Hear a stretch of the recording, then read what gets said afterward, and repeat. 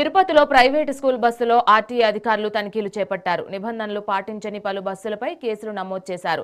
Bus fitness తో పాటు permit, insurance, fire safety తదితర అంశాలను చెక్ చేస్తున్నారు. ఇక ప్రైవేట్ స్కూల్ బస్సుల్లో ప్రయాణించే విద్యార్థుల భద్రతపై దృష్టి సారించినట్లు ఆర్టీఏ అధికారి మురళీకృష్ణ తెలిపారు. సరైన ధృవపత్రాలు లేని వాహనాలను సీజ్ చేస్తున్నామన్నారు.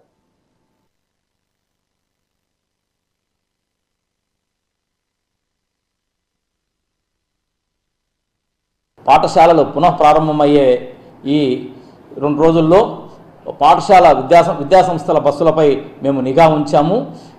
గతంలో పాఠశాలలు ప్రారంభించిన తర్వాత మేము వాహనాలను తనిఖీలు మొదలుపెట్టే వాళ్ళము. అలా కాకుండా మా రవాణా శాఖ కమిషనర్ శ్రీ మనీష్ కుమార్ సిన్హా గారి ఆదేశాల మేరకు 20/4/2026 నుండి అంటే పాఠశాలలు ముగిసిన తర్వాత ప్రతి పాఠశాలకు వెళ్ళి తిరుపతిలోనే 6 బృందాలుగా ఏర్పడిపోయి ఈ 6 బృందాలు ప్రతి కళాశాల ప్రతి పాఠశాలకు వెళ్ళి అన్ని బస్సులు చెక్ చేయడం జరిగింది. దాదాపు ఇప్పటి వరకు 1156 బస్సుల్లో 800 బస్సులు పైచిలుకు మేమంతా కూడా తనిఖీలు నిర్వహించాము. వాటిలో దాదాపు ఒక 75 వాహనాలకు సాంకేతిక లోపాలను గుర్తించి వాటికి మేము నోటీసులు కూడా జారీ చేసినాము. ఆ నోటీసులు జారీ చేసిన బస్సుల్ని తిరిగి మాకు ప్రొడ్యూస్ చేయమని చెప్పి మేము చెప్పడం జరిగింది. ఆ వాహనాలను ఈ వారంలో మేమంతా కూడా తనిఖీ చేస్తాము. మిగిలిన వాహనాలన్నీ కూడా తనిఖీ చేస్తాము.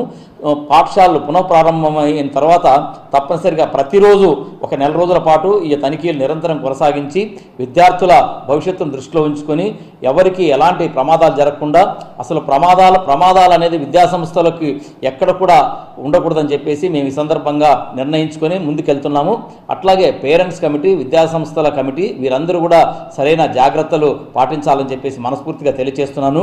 అట్లాగే మోటార్ వాహనాల సెక్షన్ 185G అవి కొత్త నిబంధనలు 32 నిబంధనలు ఉన్నాయి. ఆ నిబంధనల ప్రకారమే బస్సు మెయింటెనెన్స్, అట్లాగే విద్యాసంస్థల వారు తీసుకోవాల్సిన జాగ్రత్తలు, అట్లాగే పేరెంట్స్ కమిటీ వారు తీసుకోవాల్సిన జాగ్రత్తలు ఇవన్నీ కూడా పొందుపరిచి ఉన్నాయి. పాఠశాలలు పునః ప్రారంభమయ్యే ఈ 2 రోజుల్లో పాఠశాల విద్యాసంస్థ